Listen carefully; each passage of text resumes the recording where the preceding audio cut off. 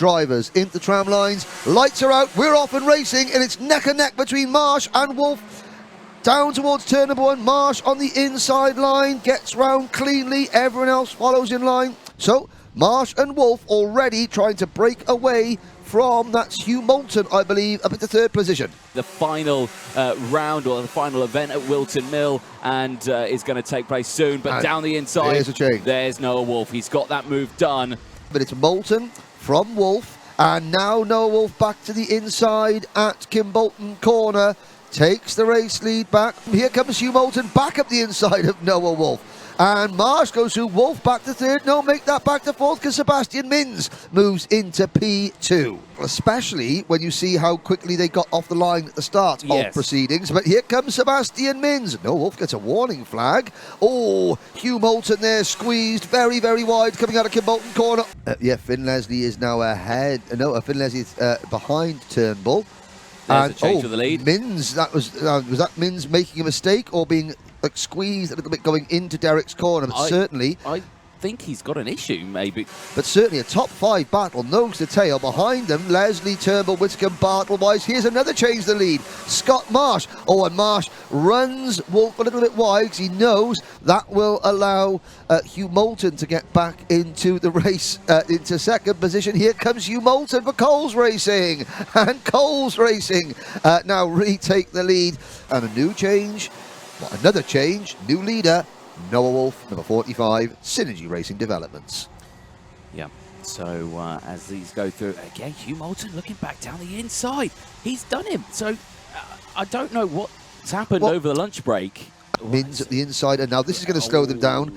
Mins, Graham and Marsh tripping over each other, and that is going to bring Leslie and Whitcomb back into play. And there's a driver off circuit. That is Matas Miazanskis, the number 12, the guest driver. There was certainly a flag waving, so the Battenberg flags, and Sebastian Mins there saying, hang on. Yeah, because I think Harrison Whitcomb. Yes. Well, let's see if they sort themselves out. Harrison Whitcomb has let Mins go again. Right, okay. Green flag comes out again, and we're off and racing.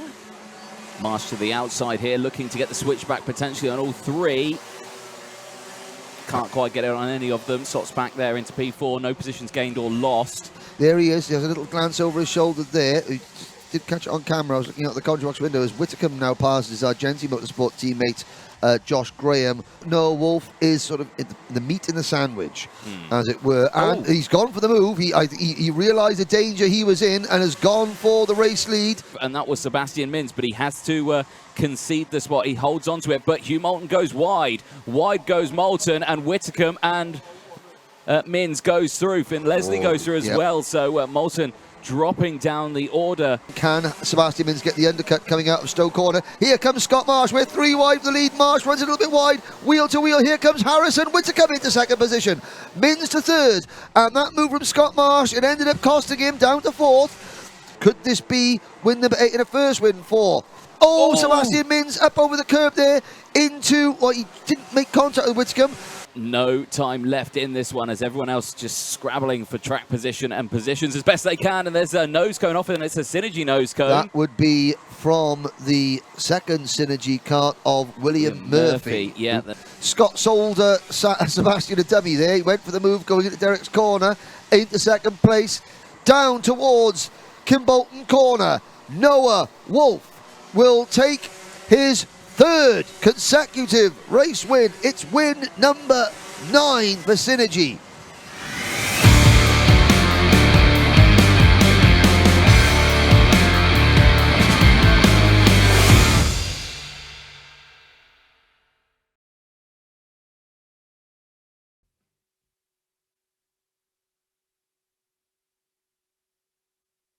And the lights go out. Here we go. 15 minutes plus 1 lap, and it's a great start from the front row, and it's a great start from Jarrett Clark. Gets hold of that race lead before they even get to the apex. Finley Lines on the outside's going to go for all 3. Great move. And he does do it. Goes into the race lead as the rest of the field squabble at the back, but in terms of a race start, it's a good start throughout. Kenzo Craigie in 3rd place there, just signalling to Jarrett Clark to push, but Clark's choosing to defend, going into Derek's corner. Into P2. This is Luca's best weekend of the season by a long way. So it's the 55 of Jarrett Clark, the 23 of Holmes Ballock.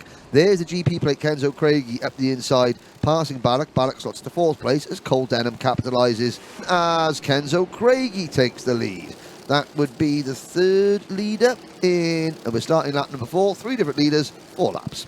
I'd say in terms of championship standings, it's going to be interesting going into the final round, of course, because so many of them could chop and change. And there was an overtake there as Cole Denham gets through into once again, the race lead. And yeah, it just shows that there's lots happening.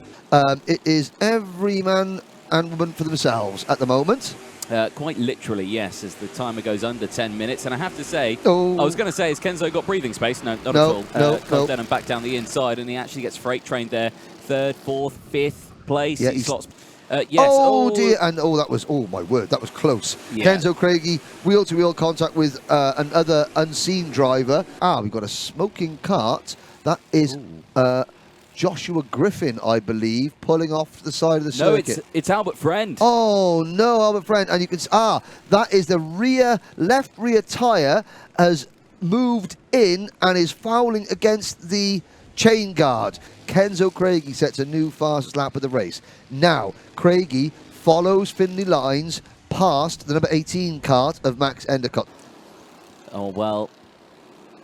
Now, I think this is tactical again. Yep. Still, maybe thinking, Craigie, he's got the fastest out of the race. Thinking, I've got to go. I'll pull you along. Yes. Oh dear, that's not gone. That's the number 64 cart of Charles Kitely, Jarrett Clark, Kai Clark. There's the move. So, Denham did come across to defend. Now we're 3 wide, but Denham holds on to lead. That spoils Jarrett Clark's momentum. It puts Kai Clark into P2. Last lap board goes out. Charles Kitely is black flagged. He hasn't obeyed the mechanical flag. Now Denham defends into Stowe Corner from Kai Clark. Jarrett Clark. Charlie Wolfett. Then Jarrett Clark in 4th. Craigie and Lines have caught them. It's a 7-cart train. Denham has the lead. What can Kai Clark do? Let's find out then into the final section. One more opportunity to overtake down the inside here into Kimbolton Corner. It happens in the background, but doesn't happen at the front. And to the checkered flag across the line, it will be Cole Denham who takes it from Kai Clark and Charlie Wolfett.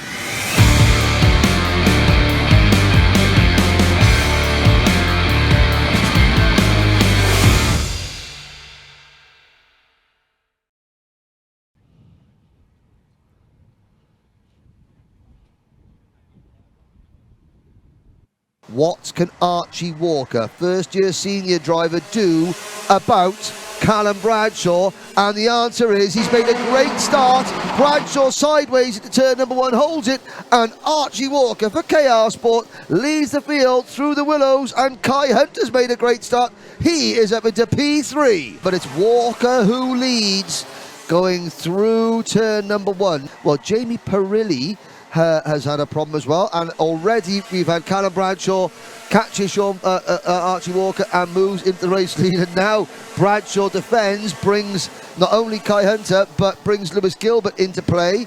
Kai Hunter then's latched onto the back of Walker for P3. It's allowing everyone else to close in as well. Guy Cunnington there, but he has just received himself a warning flag. He goes down the inside in towards the first corner and squeezes Kai Hunter out of the way there, but that brings Matthew Higgins into it. Oh, yes. And Higgins now goes up into P3. Like you say, Henry, his last time racing in the British Champs paddock. Wackersdorf is his final race before he hangs the helmet up, and it doesn't look like he's about to retire from racing as he sends it down the inside at turn number 1 of Sam Gornall and gets that move done, moves himself up into P8 now. Oh dear, that's Harry Barlow backwards going into the willows, and that is a Cato Motorsport car of Alex Moody involved as well. Kai Hunter getting it a bit wrong coming out of Kestrel Corner, onto the sort of the grass spot, the old tarmac. Teddy Pritchard-Williams for the MLC Motorsport team. There, Teddy Pritchard-Williams making a move. James Johnson battling, and There is Gornall over that's the Sam grass Gornall, at the Coles Racing 27. But here's the battle between Butcher and Higgins. That is a change for third position, Anthony. Yes, it is indeed. Yep, and now with 2 minutes to go, now Bradshaw beginning to defend. That's a bit early, so Bradshaw under pressure. He is defending. Here comes Sean Butcher. Now Butcher's going to go around the outside. Bradshaw again does that defensive move going into the corner, then comes out of the corner on the racing line, gets a maximum speed to the Willows. Callum Bradshaw will take win number 3 on the season for Strawberry Racing. He extends his championship advantage over Kai Hunter, who comes home in 4th position.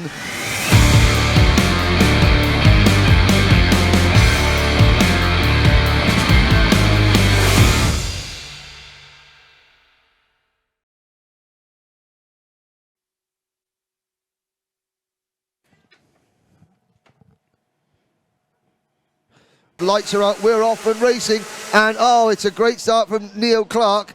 Brandon Carr didn't get away well, but Neil Clark leads. That was Neil Clark getting sideways going into and there's the number 15 Jackson Motorsport car of Pearson Bullock Kart and Aditya Kulkarni. 13.5 minutes to go then, and Bishop starting to pull a gap already at the front with that clear air. Not setting the fastest lap of the race. That actually goes to Gustav Uzakovs for the Hunter Motorsport team. There's lots of setup data. So Brandon Carr answers my question before I even get to ask it. Here's Bishop back and side by side, wheel to wheel.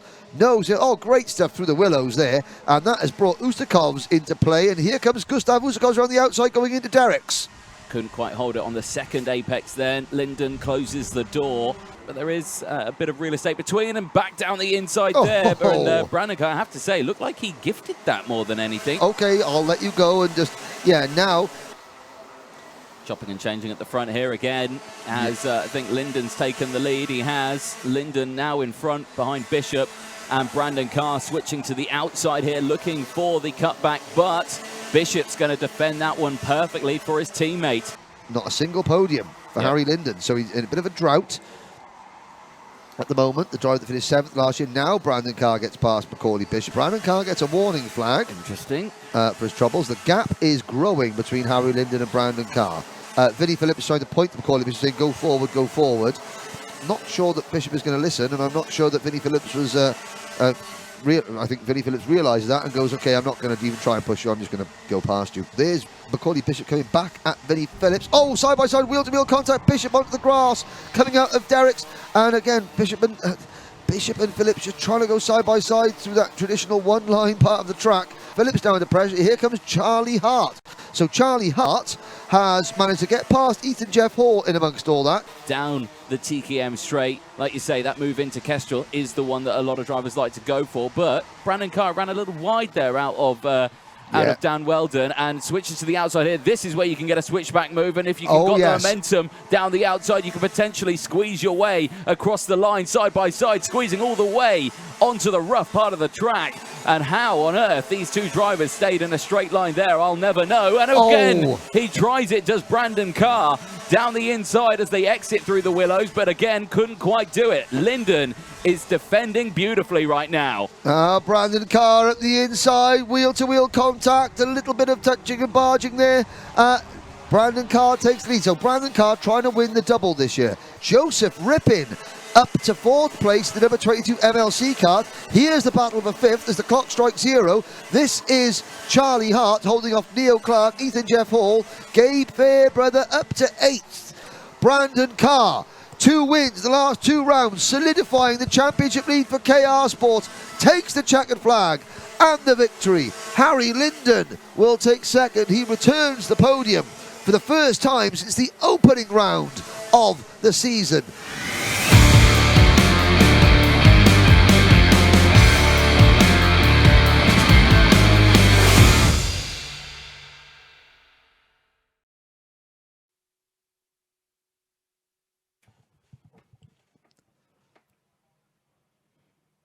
Engine notes rise, green flag waves, lights are